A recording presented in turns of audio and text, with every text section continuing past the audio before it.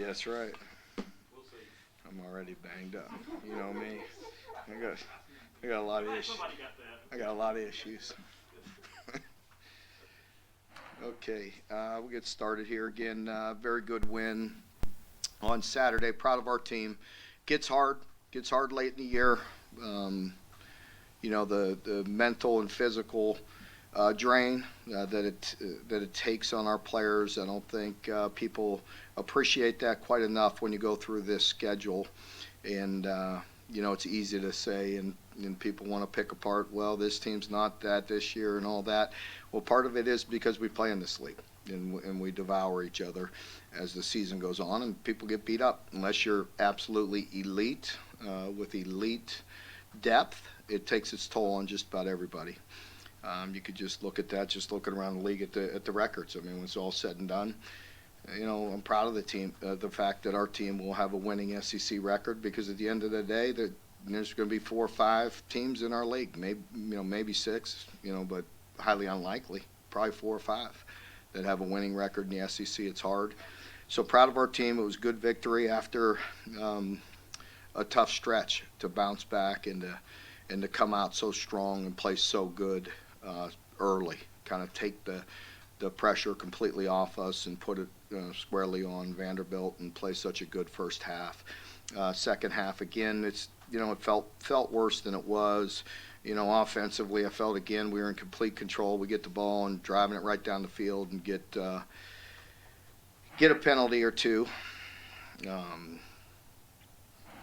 So that stopped that drive, and then later we got a good drive where combating one of their, as they get a possession, it may have been 2 when they were moving the ball, and we get the ball backed up and have a 7-minute drive. It ends up with 3, but puts us back ahead in the comfort zone again, which was a good drive. We'd have liked to capitalize and finished off with a touchdown there.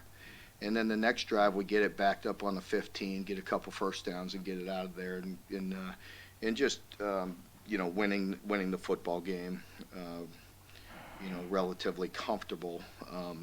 Rather, like to see us make some stops, as I mentioned, defensively, have a couple opportunities there to get some stops, but overall good victory. And looking forward to getting back at practice this week, getting ready for New Mexico State, and trying to get our 8th victory of the year. I encourage and ask our fans to continue to come out and support. It's been an amazing year as far as their presence in packing the stadium. We greatly appreciate it. This will be the last time quite a few players are playing in this stadium, and we ask for your support to come finish this thing off with our last home game this week and Senior Day. So greatly appreciate our seniors. They've meant so much to our program. You look at some of the guys that have been here 6 years, and arguably, one of the greatest 6 years in the history of this school. So really appreciate those guys, and what they've done and the impact that they've had on our program. Luke Porter's one of those old guys that's been around forever. What has his move meant for the team this year, center, and how do you think it's going to help him? Yeah, I think it's just been a great move all the way around. It's been really good for our team, because to replace somebody like Drake that's so intelligent and can direct so much, he's done that. But then you bring in Luke, and it's really helped him and shown his versatility. More size than Drake, and I think it'll help him moving forward and give him an opportunity to play at the next level. He's got like 5 degrees, so if he didn't make it in the NFL, I think he'll be all right. But I think he'll make it in the NFL. By my count, I think there are 3 guys on the roster listed as seniors who aren't on the Senior Day list. Does that mean those guys are using the extra year? Or? Yeah, don't read too much into that. I mean, we had guys walk last year that are playing, and that aren't walking again because they're like, dude, I walked last year, So we're like, well, you played another year, at least get the shirt. You know what I mean? So we'll give them a shirt. And so don't read too much into that. We've tried to be very thorough with the COVID year. It makes things a little bit complex, and some guys may walk and come back, so don't read too much into that. It's kind of what they want to do. You mentioned across the conference conference play has been this year. With the conference portion of the schedule being over, can you appreciate now that it is over? Well, You got left with 2 non-conference games. yeah, I can appreciate it. Yeah, it is. It's tough. You know, we went through a tough little stretch, and I wish, like always, you look at any year, and you wish you could have a couple plays. You know that a couple series. You know, a lot of what ifs, but overall, you know, very proud of our group and did a lot of good things, and certainly finished a lot higher than most people predicted in the East. I could probably promise you that. I don't really look into it. I wish I'd have saved some of that, but I guarantee you, you know, most people had us not as high as we did. When you're looking at this conversations on the seniors, are you starting to have those now, or are you wait till those? Because I mean, with the COVID guys, I can imagine, you know, or just as you're making decisions about. Oh yeah, we've had a lot of conversations, and with COVID and with Senior Day, I want to make sure I do these young men, you know, and their families properly. You know, I mean, like, do you want, you know? So there are a lot of conversations that needed to take place. Like, what's your plan? Do you want to walk? Do you want to, you know? And so, yeah, that's why I said don't read too much into it. Like I said, some guys walked last year, and guys like Luke, you know, and he's like, I don't need to walk again. You know what I mean? So. And then some guys will walk and then make their decision later. After the season, they'll make a decision whether they decide to come back or not. So Definitely decided to come back at this point. I'm not prepared to talk about that right now. Mark, you've worked to change the culture here. You've talked about that. It wasn't that long ago that if Vandy beats Kentucky, nobody's surprised. Mm-hmm. And yet now you're getting knocked a little bit for the way you beat Vandy. Yeah. Is that progress? You tell me, Dick. I mean, did you like it the year before I got here, playing them? Not so much. Yeah, well, I imagine not. It was real easy to follow. Yeah. Yeah. Mark, as you guys are corners, how close is Andrew Phillips to Ben on help you guys out? Pardon me? Andrew Phillips. Yeah, we've got a. He's close, and he missed a lot of time, unfortunately. You know, he missed all that time in the spring, and you know, he got you know, quite a bit of time taken away from him. But we'll continue to bring him along and try to get him some reps, and hopefully down the stretch here we'll get him some playing time because he's getting closer. You're talking about seniors. Could you talk a little bit about Josh and how things are wrapping up for him? Yeah, I mean, you know, you can't say enough good things about Josh. I've bragged on him, you know, and he deserves it. He's just truly just, you know, one of the most special players, you know, I've ever been around, and spent some time talking with his parents a couple weeks ago after one of the games. And, you know, I mean this, you know, I've coached a long time and some really good football players and some amazing individuals. And you know, he's if not number one, it's hard to beat him, you know, as far as a person. Again, the way he empties his tank, the way he goes about his business, the way he impacts players, he leads. He's so selfless. He's overcome so much. You know, plays and empties his tank every day. And you know, one of the most special players, if not the most, I've ever coached. He seemed a little on the shy side when he got here, like a lot of freshmen. Can you talk about how he's evolved? You just referred to his leadership. If you remember back in the day, like even when we recruited him, it was very like matter of fact. There's no bells and whistles with him. He's not worried about anything. He just simply, yeah, that's it, I'm coming. Like, really? No, coming. Okay. And like everything he says, he means, he does. So there's no BS. When he says that's it, coach, I've decided I'm coming to Kentucky, that's it. And he's been here and he's been all in every day since. And that's just kind of how he lives his life. He's remarkable. He's very mature. He's very strong, and you know, he has a great impact on people. And one of the most sturdy, I guess you could say, sturdy or strong, you know, young men I've ever been around. Strong in his faith, strong in his work ethic, strong in everything that he does.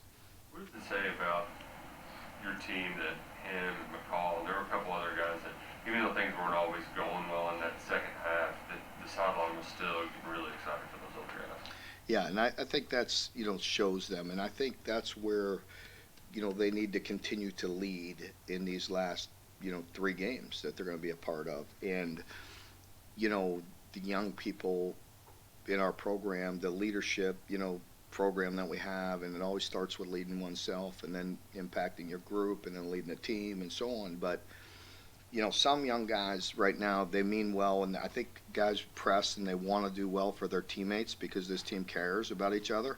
But how they respond to adversity, they can still teach young people because they've had their fair share of adversity and the no flinch, if you will. But you know what I'm trying to say. Like there's going to be ups and there's downs, and just respond. And right now, some of our young guys, need to understand how to respond better, because there's going to be adversity in your life. There's going to be adversity in football, and there's going to be highs and lows. And we need to continue to bring those young men along and realize how to respond to that. One of those young guys that he plays with an edge, but sometimes he crosses that line, Vito. But just how do you try to keep him on the right side of that line? Well, he will stay on the right side of that just by coaching and bringing him along and developing him and more and more experience. Once again, he missed a boatload of time, and that didn't help. That didn't help his progress. But we've got to do a good job of coaching him, showing him, and bringing him along. And he gives us some juice that we need. He gives us some quickness, some suddenness, some coverability.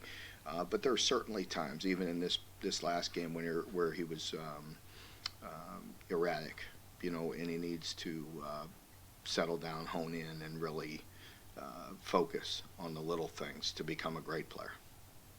First remark, revisiting the first situation. Talk about Justin Ryder. He's gone through a lot. Yeah. Talk about what you see in him, how he played Saturday, and all that. Well, Justin is a great example of coming in as such a highly recruited young man. Went through a pretty serious hip injury.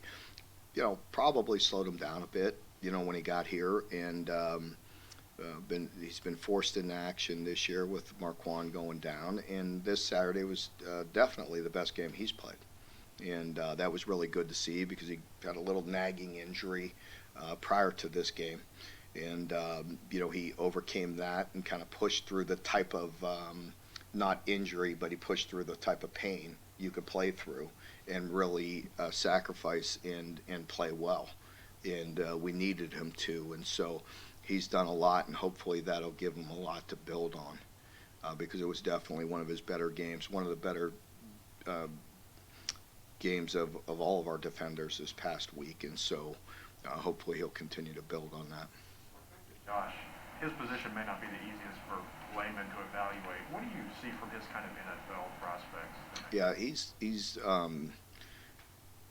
I would be, he'll play in the NFL. There's no doubt. He is definitely a tweener because he could play, that could be a good thing. But he is versatile, and and so he'll get a lot of looks, and I think a lot of people are really studying him to see where they might fit in their system. If you're a 3-4 team like we are, he could still go outside and be such a sturdy, stout first, second down Sam or Jack in that league, and he's hard to move, but he's also versatile enough to go inside and predictable pass. 4-3 teams, a little different because of the size. But he could go in there. I had a guy I coached by the name of Earl Mitchell at Arizona, that he was a fullback for us, and we moved him to a 3 technique and a 4-3. He played forever. He might still be playing. Earl played forever and was an impact, 3 technique, a little shorter, but played forever and was a great player in the NFL. And so that's what I remind teams of as 4-3 players. He's every bit the player Earl was, and Earl was very successful and played a long time. So he's versatile enough and getting a lot of good looks. So a player like that, no matter what you are, You want them on your football team. Mark, looking at this list of seniors, the guy who kind of quietly has had a big impact here is Yusuf Walker. Yeah. What's he sort of into the secondary? No, he's been sturdy. He's been an anchor for us the past several years, 2-3 years, and he's one of those guys that's there every day, and just the physical as heck, and just very reliable, and always working hard and trying to influence and impact others and take charge. So I have great respect for Yusuf. How do you get some of these guys? I know they should be the ones to keep everyone on track, but this is a distraction of sorts. How do you make sure that they are? What's a distraction this week? The senior day ceremony before the game. How do you make sure they're locked in?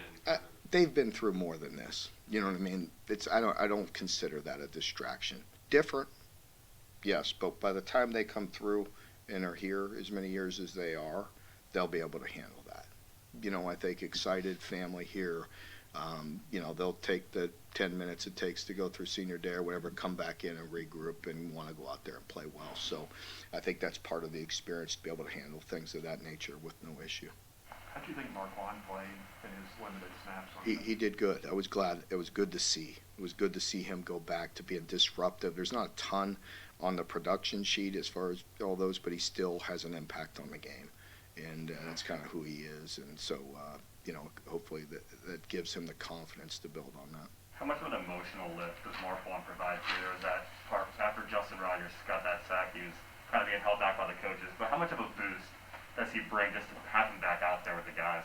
Without a doubt, he's one of those guys that brings the energy, brings the juice. Players like seeing him. They're more confident with him on the field. So he means a lot to our group, and it was great having him out there.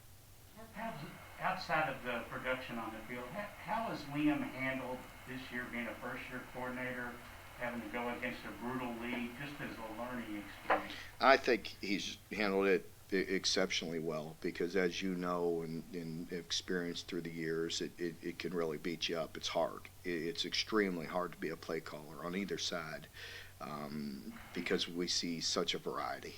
On both sides of the ball, and in special teams, you see a variety of things. You have to be so well prepared for so many different things, and he's handled it extremely well. Our players are extremely confident, and that comes from him and the leadership that he's shown, and being adaptable and learning. Because it is different. It's different than the NFL. We have a little bit more flexibility with certain things and trying to take advantage of that. And, on a critical third down Saturday, new formation you can't run in the NFL.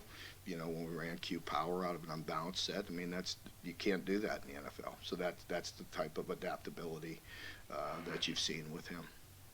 What's your relationship like with Doug Martin? Does it mean anything else anything extra that he's a former UK guy coming back to coach back here in Lexington? No, I just know, probably he'll be motivated coming back here, and because he certainly was the last time. They played very good, and so we just got to worry about ourselves. Now, he's obviously a very good coach, gave us all we can handle the last time he was here, and so we've got to be worried about ourselves and prepared for us, and go play a good football game. So he's done a really nice job, and like I said, the only last time I played, right? Yeah, they really had an opportunity to beat us, so we better be locked in. Do you consider this a dress rehearsal, in terms of the way they throw the ball over the field? I would never use that word, so don't put those words in my mouth. But does it any opportunity we try to get better at? Yes, in different styles and different things. Yes, as far as trying to play well to a team that'll spread it out and distribute the ball and free release the back and kind of put stress on you in good ways. Yes, we try to get better, but I would never use. So don't put that in my mouth. You talked about that last time they came here. That was kind of the day that run started. That was Benny and Steven. I think that was their first game that they really did a lot. Mm-hmm. What do you remember about that? I don't really, to be totally honest, man. There's stuff going through here from last Saturday that I'm trying to still process. You know what I mean? So, yeah. Mark, you just finished running a pretty strong gauntlet of your own in the league. Now you get a non-conference team that's been struggling a little bit. Are you concerned at all about focus? I hope our team learned, throughout the course of this year, you know what I mean, and and has matured, and that's what I will challenge them with is, we always talk about that about ourselves, no matter who we're playing, and we could be playing the number one team in the country or somebody, that's struggling. It doesn't matter. It's truly about us and what we do throughout the week, and you guys probably hear that so much that you think, oh, that's coach speak, but it's the honest truth. I mean, and so our guys need to we need to fundamentally get better at some areas where we're not playing good still. I don't care what game it is. We need to worry about ourselves and play the game. I've always talked about respecting the game. The game does the main, the game just absolutely commands you to respect it and do things right, or you will not last. And so, that'll be part of the message. Devontae has shown such resiliency over his career here, bouncing back from injuries. How can he be used as an example to some of the younger guys? Like, hey, look, if you hit a bump in the road like Devontae, you can still persevere and have a great career. Yeah, I think just like you said, the perseverance of it, and just the attitude and the toughness that Devontae has demonstrated, and I think Devontae be the first one to tell you that he has grown. He's really grown up and grown through the ups and downs. And anybody that has done that, and you have to have great respect for, and it'd be a great legacy for him, no matter what he's done here, the highs, the lows. I just appreciate Devontae, and he has really been through a lot. He's stuck through it all, and is still there every day, and I really respect him and appreciate him. Mark, how big a luxury, or your punter gets hurt, you have a walk-on who comes in and been leading the Southeastern Conference? Yeah, he's hitting some punts. He's booming some, and we've seen that in practice the past couple of years, and so it's really nice to see that. Yeah, it shows some good depth, and gave us a different style to go more pocket, so it's been good. You've had some long Sundays this year. What was yesterday's Sunday like watching that tape? It was still long. So it's not neat. It's hard playing those road games, at night, so we've had a long stretch of them, seems like, too. So being tired is just part of it. Hence why you see that constantly. So you just fight through. Yeah. Where did you first go to? Like, I guess when your immediate takeaways from watching the film. Again, I think proud to see some really good things that as a team we played complementary football early, and that's part of it in a game like that. If you feel like you're a favorite, or if you feel you need to start fast and really set the tone. That was their senior night, and they had like 30 guys walk, and those are very good men. You know what I mean? To come through that program and have 30 guys walk in. I mean, they have a lot of pride. Coach has done a really good job with them, and so they were going to come out strong, and that game meant something to them, and we had to match that intensity, and again worry about ourselves and playing well and playing clean, and I thought we did play relatively clean early, and then late again the second half. I think offensively we still were in really good shape. That was the only time, like the first drive we were rolling and had a penalty called. I don't know who the penalty's called on. They said 79, but it couldn't possibly been him. So I don't know. I mean, I don't want to send plays in, but I have no idea who that was called on.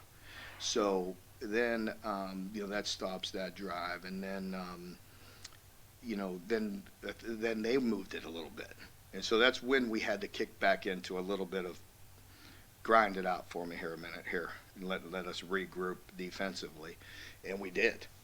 We went on. It ended in 3, but it was a 7-play drive that gave us an opportunity to regroup defensively, and then they only had 2 more drives. The third drive, I want to say they were backed up, got the ball, which we made a mistake, not fair catching that, you got to at least start on the 25, and we started on the 15. And then the fourth drive, I believe I'm not saying we could have scored, but you know what I mean, we're in pretty good shape. 1st and 10, moving the ball pretty clean, have an opportunity to score, but decide to run out the clock. We will hit that double move to Wandale. Is that kind of the last step for this offense, is hitting those really explosives through the air? Yeah, and I think you've seen that a lot more, this year, but we've also missed a few, but we've been a lot better at that, and even the inside fades. So when you're getting man, making it, beating guys when you're getting pressure is an area where we definitely have improved and need to continue to do that so that teams can't smother you. And there were times when we failed also, and probably lost the game. So we're just good, that's hard on a lot of people, not just us. You know what I mean? But you have to continue to recruit guys that'll make you pay. If you're a good balanced team and they're putting everybody up in your face, winning some outside one-on-ones. We've done that at times, and we need to continue to get better. Since he's been an All-American, one other senior we should probably ask about is Darian Gerard and his impact. That's a great point, because Darian really was he was really dominant this past Saturday. And he's been, you have a tendency to, I don't want to say take him for granted, because we don't, but I mean, people don't talk about him enough because he's a dominant player, and he played exceptionally well this past week. And that's really good to see a guy that is going to have a bright NFL future, really finishing, the way he is. That says a lot about him, and it'll help him, and it'll help us. And so he was very dominant. I know you came back and wanted to compete at left and work out to where right was a better place for you guys. Do you think, though, do you get the sense that he's helped himself NFL-wise just coming back? I don't think there's any doubt. You saw the versatility, because when you're built like him as well, you could play you could just about play any position. Maybe not center, because he hadn't done that, but he's so big that he could be a dominant guard, but he's a tackle. He moves, he's so athletic, and his feet are so good, he can play tackle. He's just played so much right. He's comfortable there, and then we had Dare's on the left. He's built like a left, and so it fit us. And he was, again, being very unselfish. He could play right or left. There's only, I know he's the only one in the starting offensive line that wasn't wearing knee braces. Y'all have any kind of philosophy on that now? Yeah, I mean, we generally wear the knee braces when we can. I talked to him on it. But he's had a couple other things bothering him that was not his knees. So whatever makes him comfortable at that point, I guess, because he's had a little heel injury, to be honest with you, or foot, something bothering him. Yeah. Football coach, you talk about drinking coffee to get you through the stresses. What is the coffee you prefer to drink? What's my coffee? I could tell you, but then you guys are gonna make fun of me. But before that happens, we will close so down yeah. for this. Thank you very much. We'll see y'all tomorrow.